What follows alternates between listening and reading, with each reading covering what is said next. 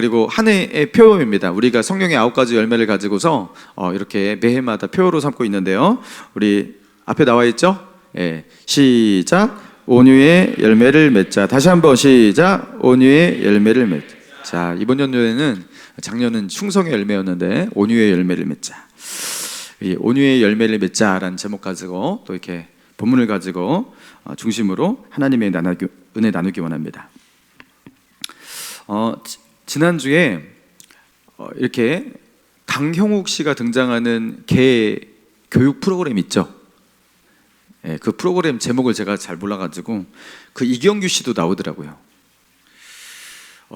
좀 시간이 지나 영상인 듯 보였습니다. 거기서 등장하는 이렇게 문제의 개는 항상 이 문제의 개가 있잖아요. 작은 시바견이었습니다. 이 시바견이 되게 귀엽게 생겼는데 사람을 물어요. 주인도 물어요. 평상시에는 꼬리를 치고 뭐 핥고 애교도 부리고 막 그래요. 그래가지고 이제 얘는 이제 물지 않는 개겠구나 이렇게 주인이 이렇게 안심한 듯 하다가 갑자기 물어요. 특정한 상황 속에서 이게 왜 어떤 특정한 상황 속에서 무는 건지 모르겠는데 갑자기 욱하면서 예열 작업도 없어요. 뭐 이렇게 으르렁거리는 것도 없고 갑자기 확 물어요. 그러면서 이제 그 강영욱 씨가 등장하는 그 프로그램에 이제 카메라 비추면서 이제 주인이 우리 개 평상시에 이렇게 괜찮다고 하면서 주인 할머니 할아버지가 이렇게 와가지고 이제 이뻐해주고 그런 장면이 이렇게 찍히고 있었거든요. 근데 이제 할아버지한테 갑자기 이렇게 약간 공격성을 보여갖고 할머니가 그러지 마 하고서 이렇게 막는데 주인 할머니의 손을 문 거예요. 그게 그대로 잡혔어요. 그리고 다른 손도 물었어요. 119 와서 바로 실려갔습니다. 응급 수술 받았어요. 원래 그 시바견이 그렇게 무는 습성이 있어가지고 전에 주인도 못 키우겠다고 해가지고 그렇게 준 거래요.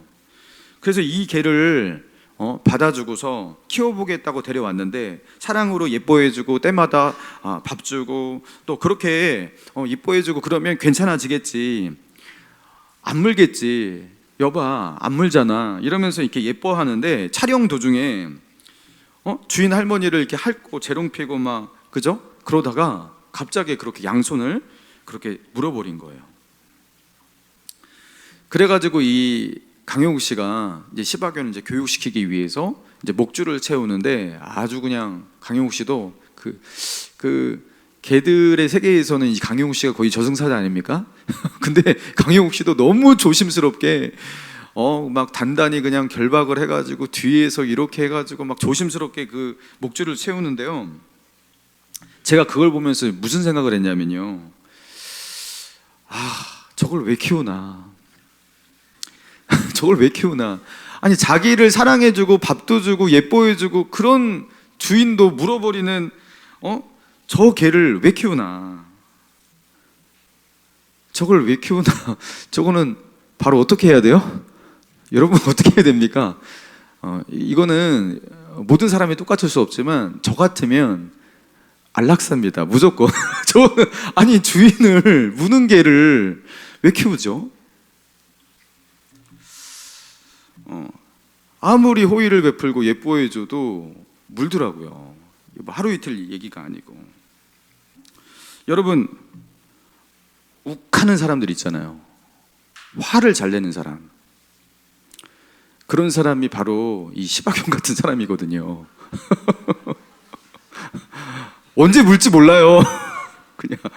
그냥 예고도 없이 확 물어버리는 거예요. 근데 이 욱하는 사람들의 특징이 뭐냐면 가장 소중한 사람에게 그렇게 한다라는 겁니다. 자기에게 밥을 주고 예뻐해주고 그런 사람이 있잖아요. 그런 사람을 왜 무냐고요. 자기에게 가장 소중한 사람이잖아요. 고마워해야 할 사람이잖아요. 근데 그 사람을 물어요. 여러분 마음 가운데 이렇게 화가 순간 치밀어 오르고 그 이 분노를 통제하지 못하는 사람, 여러분 결국에 어떻게 됩니까? 소중한 관계 다 잃어버립니다. 소중한 사람들과의 신뢰 다 잃어버립니다. 정말로 자기에게 중요한 사람이거든요. 자신을 위해 줄 수 있는, 자신을 이렇게 사랑해주는. 그런데 그 사람조차도 자기를 떠나가게 만드는 것이 이렇게 화를 내는 것, 분노하는 것. 여러분, 통제가 되지 않는 분노, 그죠? 화를 다스리지 못하는 것. 여러분, 이거 굉장히 위험한 것이고 결국에 다른 사람이 힘들게 하다가 본인의 삶도 이제 파괴가 되는 거죠. 자신도 타인도 고통스럽게 만드는 겁니다. 여러분, 그래서 오늘 이 본문에서, 그죠? 오늘 이렇게 주제, 오대 표어가 되게 중요한 것 같아요. 온유함. 여러분, 온유함이 우리에게 정말로 필요한 거예요. 제가 AI에게 물어봤어요. AI, 제미나이에게 물어봤어요. 온유한 사람이 되기 위해서 어떻게 해야 해? 여러분, 요새 AI 장난 아니잖아요. 요새 AI가 정말로 대단합니다.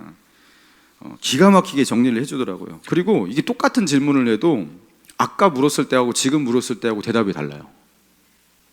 얘가 뭔가 이렇게 발전을 하는 것 같아, 계속. 자, 그러면서 이제 AI가 4가지 이렇게 팁을 주었어요. 이것도 되게 들어볼 만해가지고 한번 여러분한테 일단 팁을 잠깐 드리겠습니다. 첫 번째, AI가 말한 거예요. AI가 자, 분노의 순간을 다스리는 즉각적 기술을 먼저 배울 필요가 있대요. 화가 치밀어 오를 때 즉시 말하거나 행동하지 말고 숫자를 세거나 심호흡을 하면서 신체적 긴장을 이완시켜라. 여러분, 이거 좀 알고 있는 내용이잖아요, 그죠? 자, 숨을 들이쉬고 3초, 숨을 내쉬고 3초, 6초만 견디면 순간 욱하는 치밀어 오르는 분노를 다스릴 수 있다고 합니다. 왜냐하면 그 욱하는 분노가 이 신경계 속에서, 그 뇌 속에서 어디를 탁 자극이 일어나가지고 그게 순간 거기서 뱉어버리거나 행동을 해버리면, 그죠? 이게, 그죠? 거기서 그냥 뇌의 필터링 없이, 이성적인 판단 없이 여러분 그렇게 된다라는 거예요. 자, 그런데 숨을 들이쉴 때 한 3초 걸리잖아요. 내쉴 때 3초 걸리잖아요. 6초만 견디면 욱하는 것에 지배를 안 당한대요. 그 다음부터 이성이 큰 비중으로 자리를 잡아가지고 야, 너 그렇게 하면 어떡해 하면서 통제를 할 수 있는 힘이 생긴다고 합니다. 그래서 6초만 견디면 욱하는 분들 큰 실수 막을 수가 있다라는 거예요. 독설 내뱉고, 그죠? 순간 화를 확 내고 이러는 거 있잖아요. 이것 때문에 얼마나 본인도 아마 그거 수습하시고 얼마나 힘드실 거예요. 여러분, 그렇게 하라고. 자, 그렇게 한 가지 팁이고, 두 번째로는요, 기대치를 낮추래요. 타인에 대해, 상대방에 대해 기대치를 낮춰라. 타인이나 어떤 특정한 상황이나 그것이 내 뜻대로 되어야 한다라는 그 기대감, 자기가 설정한 그 기대감이 거기에 못 미치는 그것 때문에 분노가 일어난다고 합니다. 그래서 보통 화가 많으신 분들은 자기 기대치에 문제가 있는 경우가 많다는 겁니다. 그 사람은 그거 못하는데 자꾸 그 사람에게 이런 기준을 들이대는 거예요. 그죠? 그러면서 기대치를 자꾸 자기가 높여놓고 본인이 화를 내는 거예요. 왜 이렇게밖에 못하냐고. 여러분, 그 사람을 있는 그대로 인정해주면 쟤는 원래 그래. 그렇게 하면서 그냥 넘어갈 수가 있는데, 자꾸 왜 저러는 거야 이렇게 하니까, 그죠? 화가 계속 나는 거죠. 자, 그래서 기대감을 조금 내려놓으면 실망과 분노도 줄어든다. 자, 그렇다고 이거는 너는 항상 그러니까 뭐 이런 식으로 비아냥대라는 말이 아닙니다. 그럼 마음속에서 좀 기대감을 좀 낮추라는 거예요. 자, 그리고 세 번째로 온유함의 의미를 되새기래요. AI가 제가 분명히 성경적 온유함을 말한 적이 없는데 이렇게 말하더라고요. 성경에서는 하면서 그 AI가 성경에서는 하면서 성경을 들먹이면서 이렇게 말을 해요. 성경의 의미에서의 온유함은 약함이 아니라 야생마가 조련사에게 길들여진 상태와 같이 통제된 힘을 뜻합니다. 성경에서 말하는 그 온유함이란 약해지는 게 온유함이 아니라는 거예요. 그냥 약해져서 뭐 화를 내지 못하고 약해져서 막 기세등등하지 못하고 그게 아니라는 거예요. 온유함은 그런 게 아니래요. 야생마가 길들여진 상태와 같은 온유함. 야생마는 여전히 그 힘을 가지고 있죠. 근데 그것을 잘 다스린 거예요. 이제 길들여진 거예요. 그래가지고 이제 그 힘이 통제되는 힘이 통제될 수가 있게 된 거예요. 자, 그게 이제 온유함이다. 자, 그리고 마지막으로 겸손과의 결합이 필요하대요. 이게 뭘 말하는 거냐면 자신이 틀릴 수 있다라는 것. 여러분, 이게 겸손이라는 거예요. 지금 내가 생각하고 있는 나의 생각이 틀릴 수 있다. 여러분 이것만 생각해도 화가 덜 난다라는 겁니다. 지금 내가 이렇게 판단을 하고 이렇게 주장을 하고 이렇게 고집을 하고 있지만 이런 나의 생각도 틀릴 수 있다. 그리고 상대방이 볼 때 나의 생각이 다르게 보일 수가 있다. 여러분 이것을 인정하는 것, 이게 겸손이래요. 자, 그러면서 이 겸손함을 가지고 있을 때 타인에 대해서 관대한 태도가 생길 수 있다는 거. 왜냐하면 내가 틀릴 수 있기 때문에. 자, 그러면서 이렇게 그 온유함을 가지기 위해서 우리가 욱하는 화 이런 것들을 우리가 잘 통제하기 위해서 어떻게 해야 되는지 이렇게 팁을 몇 가지로 정리해 보았습니다. 자, 그런데 저는 오늘 이 온유함을 성경을 가지고서 우리가 풀어보자라는 거예요. 여러분 오늘 본문에서는 온유함이 어떻게 얻어질 수 있는 것이라 말하고 있나요? 여러분 우리 모두가 나는 화 잘 내고 싶어, 화를 더 열심히 내고 싶어 이런 사람이 있어요, 없어요? 없잖아요. 여러분 우리는 그런 사람이 되고 싶지 않아요. 인격적으로 좀 성숙한 사람이 되고 싶고 온유한 사람이 되고 싶고 다른 사람을 향해서 관대하고 싶고 그렇게 하고 싶은데 안 되는 거예요. 그죠? 그게 잘 안 되는 거예요. 여러분 그게 되려면 어떻게 해야 되는지. 자, 오늘 본문에서는 온유함을 무엇이라고 말하고 있냐. 자, 온유함은 열매다 이렇게 정의를 하고 있어요. 열매다. 자, 오늘 본문 22절입니다. 자, 22절 같이 읽습니다. 시작. 오직 성령의 열매는 사랑과 희락과 화평과 오래 참음과 자비와 양성과 충성과 온유와 절제니 이 같은 것을 금지할 법이. 자, 오직 성령의 무엇이라고요? 열매는. 자, 그러면서 9가지 열매를 그렇게 말하고 있는데 그 중에 하나가 이제 온유의 열매였던 거예요. 여러분 온유함은 열매예요. 열매. 온유함은 열매라는 겁니다. 사랑도 희락도 화평도 오래 참음도 자비 양성 충성 이 모든 것이 다 열매인데 이게 다 성령의 열매래요. 여러분 온유함은 성령의 열매라는 겁니다. 자, 그러니까 성령 없이는 온유함의 열매를 맺을 수 없다. 최소한 영적인 의미에서 영적인 맥락 속에서 하나님께서 인정하시는 그 온유함을 성령 없이 우리가 이룰 수가 없다라는 겁니다. 여러분 온유함은 성령의 열매예요. 자, 그러면 우리가 온유한 사람이 되려면 어떻게 해야 되는지. 자, 아까 그 AI를 통해서 제가 이렇게 얻었던 그 4가지 팁이 있잖아요. 여러분 이것뿐만 아니라 시중에서 뭐 분노를 다스리는 법 뭐 이런 것들 책도 굉장히 많습니다. 그런 것을 가지고 어느 정도 우리가 도움을 얻을 수가 있어요. 화를 그래서 조금 덜 낼 수도 있고 좀 마음의 감정을 좀 누그러뜨릴 수 있는 어떤 그런 팁을 그런 데서 많이 얻을 수가 있습니다. 여러분 그런데 그렇게 해서 내가 조금 이렇게 덜 화를 낸다든지 좀 마음을 좀 이렇게 잘 다스릴 수 있게 되었다. 그러면 나는 성령의 열매를 얻게 되었네. 이렇게 말할 수는 없는 거예요. 그거는 하나님을 믿지 않는 세상 사람들도 그런 방식을 통해서 그런 정도의 효과는 얻을 수가 있는 거기 때문에 그렇습니다. 여러분 우리가 추구하는 그 온유함은 어떤 맥락 속에서 얻어야 되는 거냐면 성령의 열매를 통해서 얻는 그 온유함을 우리는 추구하고 있는 겁니다. 여러분 온유함은 성령의 열매예요. 성령과 멀어진 사람은, 성령과 떠나 있는 사람은 온유함의 열매도 맺을 수가 없는 거예요. 그렇죠? 자, 그렇다면 성령의 열매인 그 온유함, 그러면은 성령을 떠나서는 성령과 멀어져서 온유할 수가 없는데, 자, 그러면은 우리는 성령을 통해서 어떻게 온유함의 열매를 맺을 수가 있는가? 자, 그걸 보기 위해서 자, 우리가 매년 이렇게 성령의 9가지 열매 주제로 하면서 제가 이제 앞부분도 다 살펴보았는데 다시 한번 봅시다. 16절, 5장 16절이에요. 자, 16절, 17절, 18절 읽어봅시다. 시작. 내가 이르노니 너희는 성령을 따라 행하라. 그리하면 육체의 욕심을 이루지 아니하리라.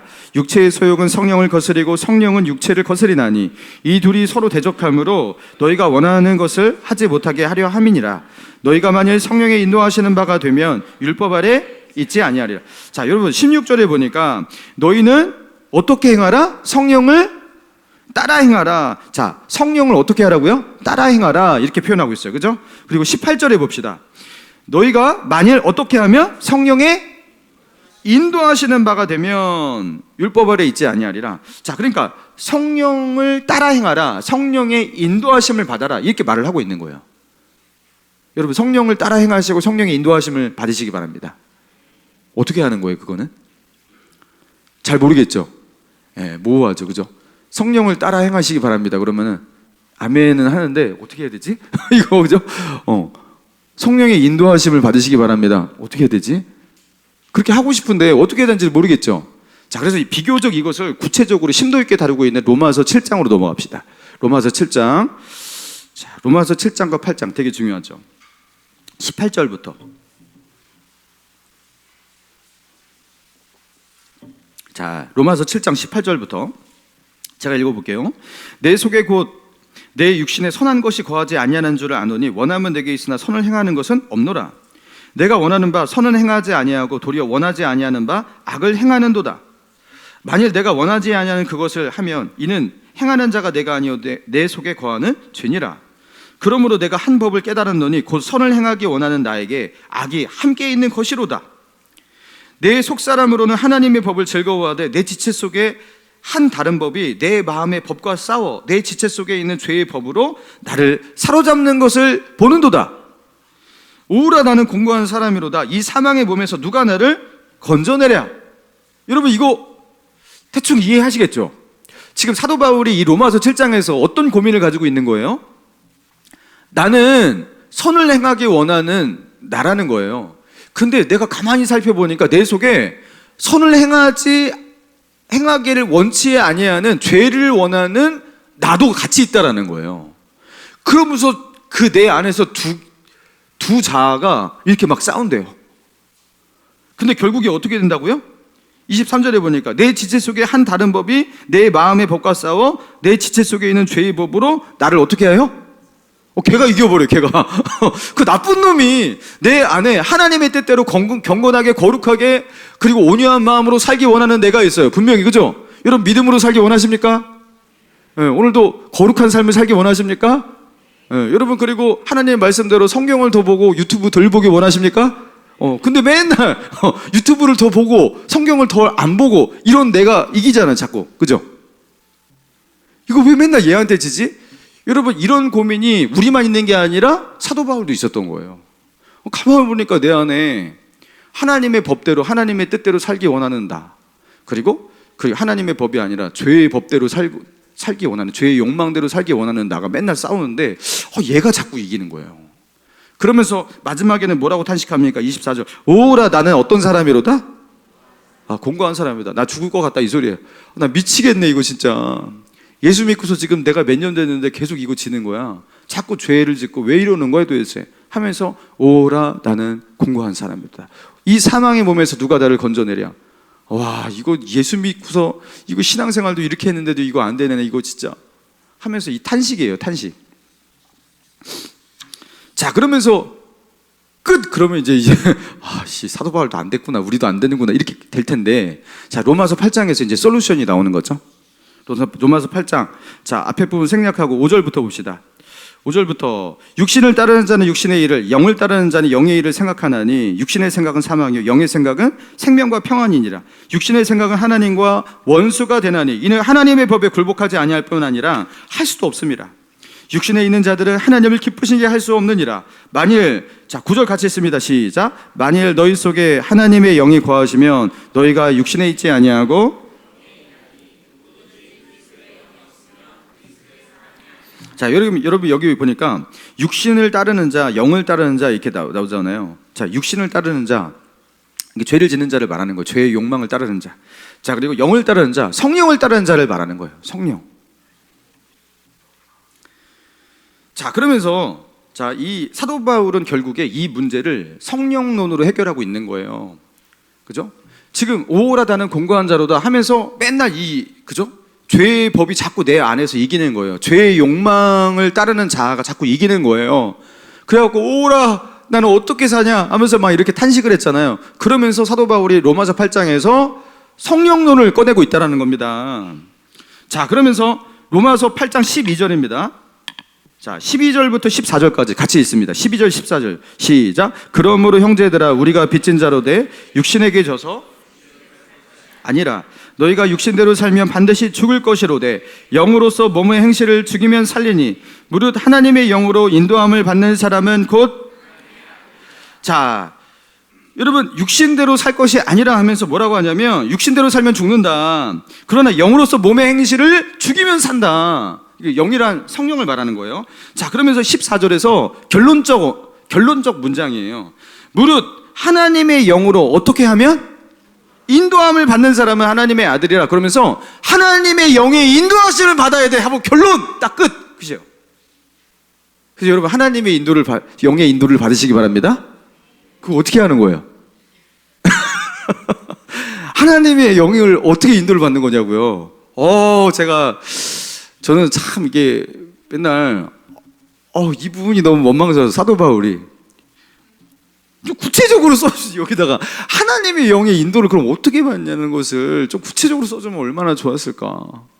사도 바울은 왜 이렇게 모호하게 이렇게 하나님의 영의 인도를 당연히 받고 싶지, 그걸 어떻게 받는 것인지 조금 더 구체적으로 좀 신뢰를 들면서 이렇게 얘기해 주면 얼마나 좋았을까 하면서 사도 바울을 원망했던 시절이 있었어요.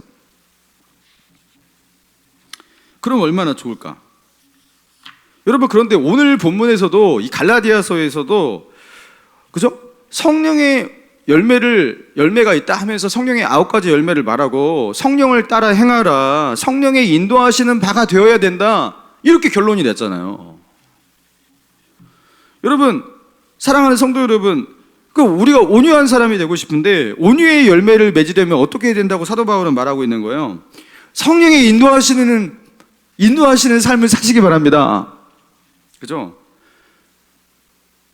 성령의 인도하심 받으면 됩니다. 이렇게 하면은 아멘은 하는데 이걸 어떻게 해야 될지 모르겠는 거예요. 여러분, 사도 바울은 자신이 표현할 수 있는 가장 구체적인 표현을 이미 했던 겁니다. 자신이 이 문제 속에서 자기도 고민을 했고요, 싸웠고요, 그리고 이 문제 속에서 답을 얻었고요, 그리고 자기의 삶 속에서 확신을 가지고 그 깨달음을 가지고 이게 적어낸 거예요. 근데 이렇게까지 적었는데 여기서 더 구체적으로 적고 싶지만 그거를 적을 수 있는 그런 방법이 없었던 거예요. 그래서 이거는 모호한 듯 보이지만 구체적으로 말하지 않아서 뭔가 정확하게 말하지 않은 것 같지만 여러분 다 말한 거예요. 영으로서 몸의 행실을 죽여야 된다, 하나님의 영으로 인도하는 삶을 살아야 된다, 하나님의 영의 인도함을 받아야 된다. 여러분, 이게 전부인 거예요.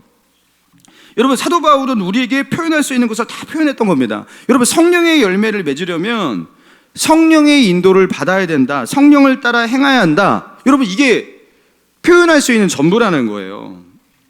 여러분, 이게 무슨 뜻일까? 여러분, 이게 무슨 의미일까? 여러분, 성령의 인도하심을 받아야 된다, 성령을 따라 행해야 된다, 영으로서 육을 죽여야 된다. 여러분, 이 모든 것들이 지향하고 있는 한 가지가 무엇이냐면요, 사도 바울은 이미 맥락 속에서 다 말을 한 거예요. 우리는 육신에 집중하지 말고 영에 집중해야 된다. 자신의 생각과 자신의 마음, 그죠? 그리고 우리의 삶의 방향, 이 많은 것들이 여러분 어디에 집중해야 되냐면 성령에 집중해야 된다. 영적인 것에 집중해야 된다. 여러분, 이거를 어떻게 설명을 할 수 있는지 제가 예를 들어 보겠습니다. 여러분, 스마트폰이 우리에게 되게 중요하죠. 안 중요합니까? 여러분, 스마트폰을 딱 놔두고서 집을 나왔어요. 100m 나왔어요. 어떻게 하실 거예요? 예? 그냥 가요? 다시 집에 돌아가죠. 예. 한 300m 나왔어요. 어떻게 하세요? 다시 집으로 돌아갑니다. 차를 타고 한참 갔어요. 그래도 다시 오는 경우가 많습니다. 왜요? 아무것도 못해요. 여러분, 스마트폰 없으면 아무것도 못해요. 그렇죠? 스마트폰 놔두고서 회사 가면 회사에서 일 하루 종일 꼬입니다. 그죠? 거기서 별의별 것, 하루 일정부터 해가지고 연락처부터 해가지고 다 적어놨고, 그리고 화장실 가서는 뭐예요? 스마트폰 없으면 그리고 이거 없으면은 결제도 안 되고 아무것도 안 돼. 그죠? 그냥 하루 종일 이것 때문에 되게 어려움을 겪게 돼요. 그러니까 스마트폰을 이렇게 놔두고 오면은 이거 굉장히 큰일 나는 거예요. 그래가지고 여러분, 교회 올 때도 스마트폰 갖고 오셨죠? 여기 안 가져오시면 한 분도 없을 거예요. 여러분, 어디에 집중하고 계십니까? 내가 이거 놓고 다니면 큰일 나, 내가 이거 손에 놓고 이거 내가 그죠? 흘리고 다니면 큰일 나 하면서 여러분 여기에 집중을 하고 있는 거예요. 그리고 그거를 의지하고 계신 거예요. 그리고 거기에 신경이 가 있는 거예요. 그리고 그것과 함께 시간을 많이 보내요. 여러분 잠잘 때에도 우리와 끝까지 동행하는 분은 누구입니까? 스마트폰이죠. 그래서 막 이렇게 보다가 결국에 스마트폰이 얼굴에 팍 떨어지면서 아야 하면서 그죠? 그죠? 요새는 이렇게 저도 이렇게 보다가 탁 떨어질 때 확 피해요 얼굴을. 되게 아프거든요. 여러분 그렇게 하다 보니까 굉장히 친숙하고 그죠? 의지하고 여러분 그렇게 되는 거예요. 여러분 우리가 그렇게 집중을 하고 있는 거예요. 의존하고 있고. 여러분 사도 바울이 표현하고 있는 건 이런 걸 말하는 겁니다. 성령이 집중하라는 거예요. 성령에 하나님께. 여러분 성령의 열매가 우리 삶 가운데 맺어지기 위해서 우리가 성령에게 집중해야 돼요. 하나님께 집중해야 돼요. 여러분 그분에게 시간을 드려야 되고 그분에게 자신을 맡겨드려야 되고 그분의 임재 속에 들어가기 위해서 그분과 함께하는 기도 시간이 필요하고 그리고 성령께서 우리에게 말씀하시려고 한다면 하나님의 말씀이 필요하잖아요. 성령의 검이라고 하잖아요. 하나님의 말씀이. 여러분 성경을 가까이 하고 성경을 읽어야 되고 여러분 성령의 인도를 받으라는 것은 무슨 뜻이냐면 성령을 따라 행하라 성령의 인도를 받으라 그건 무슨 뜻이냐면 우리의 시선, 우리의 생각, 우리의 관심, 우리의 시간 우리가 의존하고 의지하는 것 이런 모든 것들이 성령을 향해 있어야 된다는 이 소리입니다. 여러분 우리의 시선이 하나님께 가 있는 만큼 우리가 하나님께 시간을 드리고 그분에게 집중하는 딱 그만큼 우리는 성령의 사람이 됩니다. 딱 그만큼 성령의 열매도 그만큼 맺어집니다. 제가 예전에 그 신방 이렇게 새가족 신방 그러니까 어떤 성도님의 집을 이렇게 방문을 해가지고 이렇게 두 분 다 너무 이렇게 좋으시고 순수한 분들이었어요. 이렇게 기도 제목이 이제 제가 이렇게 봤잖아요. 기도해 드리려고 기도 제목 봤는데 그래 아내 되시는 성도님이 이렇게 기도 제목을 이렇게 되셨어요. 화를 잘 안 내게 해달라고 기도 제목에서 화를. 그래서 화를 잘 안 내게 생기셨는데 왜 화를 이렇게 하니까 제가 다른 사람한테는 화를 잘 안 내는데 특정한 사람한테 화를 낸대요. 누굴 것 같아요? 남편이죠, 그죠? 남편한테는 이상하게 화가 잘 난대요. 그래서 왜 자기가 이렇게 남편한테는 화가 잘 나는지 다른 사람한테는 좀 관대한데 남편한테는 이상하게 답답하고 유독 화를 잘 낸다라는 거예요. 근데 지금은 그 화가 예전보다 많이 줄어들었대요. 예전에는 10번 냈으면 지금은 이제 2-3번 내는 것 같다. 이렇게 상당히 많이 줄어들었대요. 목감신일교회 와서 신앙생활하고 또 이렇게 기도하고 그러다 보니까 이제 예전에 10번 냈으면 이제 확실히 이게 뭐 2-3번 이렇게 줄어든 거예요.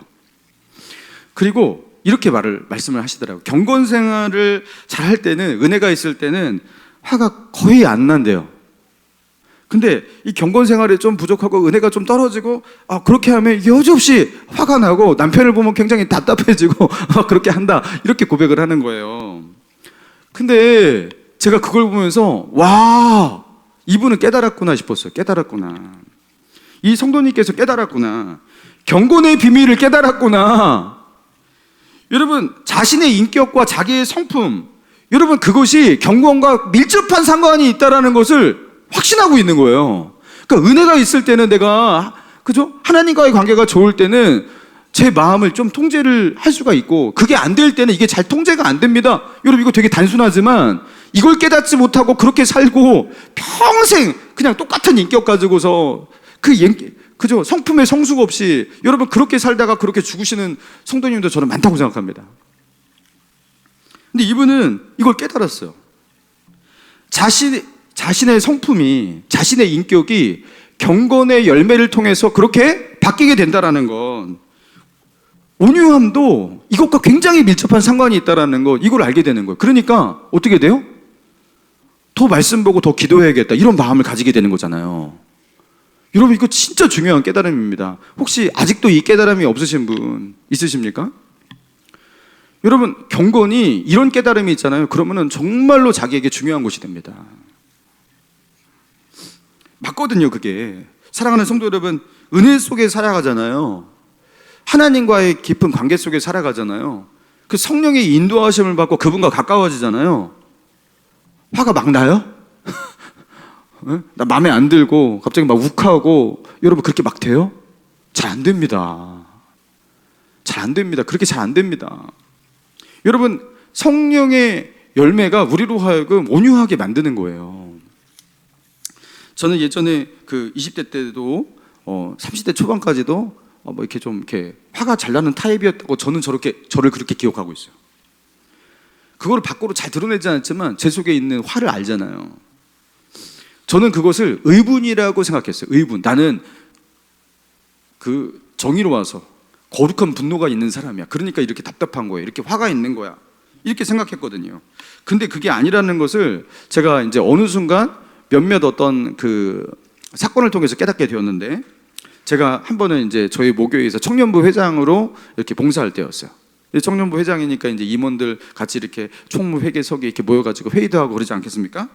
자, 그렇게 회의도 하고 그러는데 제가 어느 순간부터 화가 나는 거예요. 어떻게 화가 나냐면, 같이 이렇게 일하는 이 청년부 임원, 회계석이 막 이렇게 이런 친구들이 너무 열심히 안 해주는 거예요. 우리 청년들이 좀 이렇게 열심히 내고 이 앞서서 이렇게 일하는 임원들이 조금 이렇게 더 헌신하고 경건 생활도 좀 더 이렇게 모범되이 잘하고 그렇게 해야지 청년부가 뭐 좋아질 텐데, 얘네들이 좀 너무 게을러 보였어요. 그리고 이렇게 같이 이렇게 뭐 어떤 일을 하자 해가지고 하면은 왜 빨리빨리 안 하는 거예요. 제가 너무 답답한 거예요. 좀 빨리빨리 하고 했으면 좋겠는데 너무 느긋한 거예요. 그래서 야, 이렇게 게을러 갖고 될까? 야, 이러면서 그래가지고 이 화를 조금씩 쌓고 있다가 어느 날 제가 이것을 이제 한번 쏟아냈어요. 니네들 청년부 임원인데 어떻게 이렇게 해도 되냐 하면서 제 답답함을 이렇게 쏟아내면서 다그치는 말을 했어요. 여러분, 어떻게 되었을까요? 상처받았어요, 애들이. 거기서 자매 2명이 있었는데, 서기하고 아마 뭐 회계 이렇게 하는 청년 자매였는데, 제가 대성이 오빠를 정말 좋게 봤는데 정말 상처받았어요. 이러면서 상처를 받았어요. 둘 다 되게 착한 아이들이었어요. 나중에 들은 얘기였지만 임원을 그만둘까 고민도 했었대요. 저는 그 말이 그렇게 상처가 될 줄을 몰랐어요. 왜냐하면 제 말이 너무나 옳다고 생각했기 때문에. 아니, 열심히 주님을 잘 섬겨보자고, 우리가 열심히 신앙생활 해보자고, 아니 그런 말에 무슨 상처를 받아?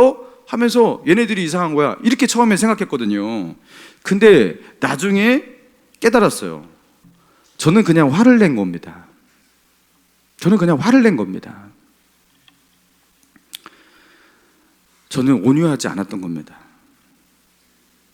온유함이 없는 그냥 화를 낸 겁니다. 성령의 인도하심을 전혀 받지 않았던 겁니다. 성령의 다스리심 속에서 제가 그런 말을 했다면 저는 결코 그렇게 말하지 않았을 거예요. 저는 분명히 소망의 말을 했을 거예요. 물론 그들의 연약함에 대해서 그죠? 같이 얘기를 하고 이렇게 말을 한다라도 그 말하는 그 뉘앙스가 분명히 달랐을 거예요. 야, 많이 힘들지. 우리가 이 사역하는데 이게 참 중요하니까 그래도 우리가 힘을 내보자. 힘을 내보자. 우리가 이렇게 하면 하나님께서 정말 기뻐하실 거야. 그리고 우리 공동체도 변화가 될 거야. 내가 도와줄게. 많이 힘들구나. 이런 식으로 뭔가 말을 하면서, 물론 그렇게 말을 하면서 내가 조금 이렇게 답답함이 있을지언정 여러분 소망의 말로 했을 거예요. 여러분, 성령의 다스림 속에 있으면요, 그 언어가 소망의 언어로 바뀝니다. 바라보는 눈도 소망의 눈으로 바뀝니다. 온유함은 단순히 그 온유함의 감성을 말하는 게 아니거든요. 여러분, 온유함은 여기서 말하는, 성경에서 말하는 그 온유함은 하나님의 다스림, 하나님의 통치, 그리고 하나님을 향한 믿음, 그것을, 하나님의 주권, 이것을 믿고 있기 때문에 믿음을 가지고서 상대방을 바라보고 믿음을 가지고서 상황을 바라보기 때문에 그 속에 언제나 뭐가 있어요? 소망이 있어요. 소망이 있어요. 저는 그 20대 때 이제 전도사하고 30대 초반까지도 그랬어요. 이렇게 성도들 보면서 한숨을 많이 쉬었어요. 우리 변하지 않는 우리 아이들 보면서 한숨 많이 쉬었어요. 와, 답답하다. 왜 안 변하는 거야 도대체? 막 이러면서 한숨 많이 쉬었어요. 답답해가지고. 아니, 어떻게 저렇게 신앙생활을 이렇게 하는데 하나도 안 변할까? 그러면서 화가 많이 났었거든요. 왜 순종을 못할까? 믿음으로 왜 순종을 못하고 또 왜 저렇게 죄 속에서 헤맬까? 막 이러면서 답답한 거죠. 여러분, 그런데 지금은 제가 그렇게 답답하진 않아요. 저를 그렇게 답답해하지 않아요. 성도들을 보면서. 여러분, 제가 막 화내는 거 보셨어요? 제가 신방 가갖고 누구한테 화내는 거 보셨냐고요? 여러분, 대화하고 상담하다가 화내는 거 보셨어요? 한 번도 못 보셨죠? 저는 화가 안 납니다. 이러다가 화내면 큰일 난데. 근데 이상하게 화가 잘 안 나요. 소망의 눈으로 보니까 화가 잘 안 나요. 지금은 저렇지만, 지금은 저렇게 어렵지만, 지금은 저 정도의 신앙이고 저 정도의 인격이지만 하나님께서 바꾸실 거야. 변화될 거야. 저는 진짜로 이렇게 보이는 거예요. 여러분, 화가 잘 나시는 분들 이렇게 안 보이실 거예요. 그죠? 여러분, 소망의 눈으로 보이기 때문에 화가 잘 안 나요. 변할 거거든요. 하나님이 은혜 주실 거거든요.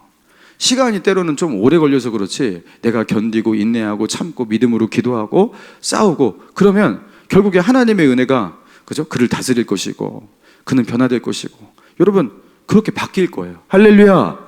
안 바뀔 것 같습니까? 여러분, 옆에 있는 사람 안 바뀔 것 같습니까? 예, 소망의 눈으로 안 보이기 때문에 그런 거예요. 조금만 인내하고 버텨주면 돼요.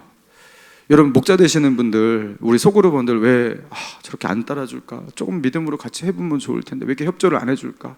왜 아직도 이렇게 신앙이 안 자랄까? 여러분, 이런 마음 가질 때도 있죠. 그렇죠? 답답할 때 있죠. 여러분, 그런데 소망의 눈을 가지고 영혼을 바라보시기 바랍니다. 바뀝니다. 그 사람 분명히 바뀝니다. 하나님의 은혜가 결국에 이기게 될 거예요. 할렐루야. 다 바뀌게 될 거예요. 내가 목자할 때는 안 바뀌더라도 다음 목자할 때 바뀔 거예요. 이렇게 소망의 눈을 가지고 바라보셔야 돼요. 저는 진짜 그래요. 우리 교회에서 저기 안 바뀌면 다른 교회 가서 바뀌든지, 하나님께서 어떻게든지 하나님께서 역사하실 것이다, 이렇게 바라보는 거예요. 여러분, 주님과 가까워지잖아요. 그래서 주님의 시선이, 주님의 마음이, 주님의 그 인격이, 주님의 감성이 여러분 우리 마음 가운데 스며들게 되는 겁니다. 주님과 함께 보내니까, 주님을 가까이 하니까 그 주님의 눈, 그죠? 주님의 마음, 주님의 그 인격, 주님의 그 감성, 여러분 그것이 나에게 흘러 들어오는 거예요. 그래서 영혼을 바라보는 눈이 근본적으로 그렇게 바뀌게 되는 겁니다. 변화되는 겁니다. 그래서 제가 아까 화가 잘 안 난다 이러는 거예요. 좀 화가 잘 안 나요. 그래서 화를 잘 내시는 분들이 좀 저렇게 왜 화가 잘 낼까? 그런 생각이 들 때도 있는 거예요. 여러분, 온유하지 못하면, 화를 다스리지 못하면 여러분은 괜찮을지 몰라도 여러분 주위는 지옥이 됩니다. 그래서 어떤 분이 그러더라고요. 결혼을 하려고 할 때 절대로 이런 사람하고 결혼하지 말라 하면서, 그 이런 사람이 누구냐면 욱하는 사람. 결국에 다 지옥으로 만든대요. 분노를 다스리지 못하는 사람, 모든 것을 파괴합니다. 소중한 가정 지옥으로 만들어요. 나에게 소중한 사람 관계 다 끊어지게 만들고 파괴되게 만들어요. 나에게 정말로 소중한 사람인데 그 사람에게 깊은 상처를 내요. 여러분, 그런 일이 얼마나 많습니까? 여러분, 그러니까 어떻게 하라고요? 성령을 따라 행하라. 성령의 다스리심을 받아라. 여러분, 성령과 가까워지시기 바랍니다. 성령을 의지하시기 바랍니다. 주님께 집중하셔야 돼요. 그래서 2026년도 여러분, 우리가 스마트폰을 가까이 하듯이, 그렇죠? 이거 잃어버리면, 우리와 멀어지면 되게 불안해지고 그래서 여기에 신경을 썼듯이, 여러분, 우리가 하나님께 그렇게 집중을 하는 거예요. 하나님을 의지하고 하나님을 바라보고 그분에게 시간을 시간을 드리고 여러분 하나님 말씀 보는 시간을 더 늘리고 그죠? 그리고 하나님께 무릎 꿇고 기도하는 시간을 분명히 확실히 그렇게 확보를 하고 여러분 그 시간을 조금 더 늘리세요. 경건은 범사에 우리에게 유익을 줍니다. 내가 경건하게 살기 위해서 성경 보고 기도하느라고 내 일상이 어려워지고 무너진다. 여러분 그런 일을 한 번도 본 적 없어요. 한 번도 본 적 없어요. 오히려 그걸 안 해가지고 일상이 무너지지 여러분 그것 때문에 일상이 무너지는 경우는 없습니다. 그렇죠? 목사님 중에서 여러분 성경을 너무 열심히 보고 기도를 너무 열심히 해갖고 목회를 못 하시는 분 있습니까? 없죠. 그걸 안 해가지고 목회를 못 하겠죠. 그런 분 없습니다. 성도들도 마찬가지인 거예요. 여러분 우리가 하나님께 집중하면 그죠? 성령께 집중하면 그죠? 영의 사람이 되기 시작하면 여러분 영의 열매, 성령의 열매도 맺어지게 될 겁니다. 그래서 온유의 열매도 맺게 될 겁니다.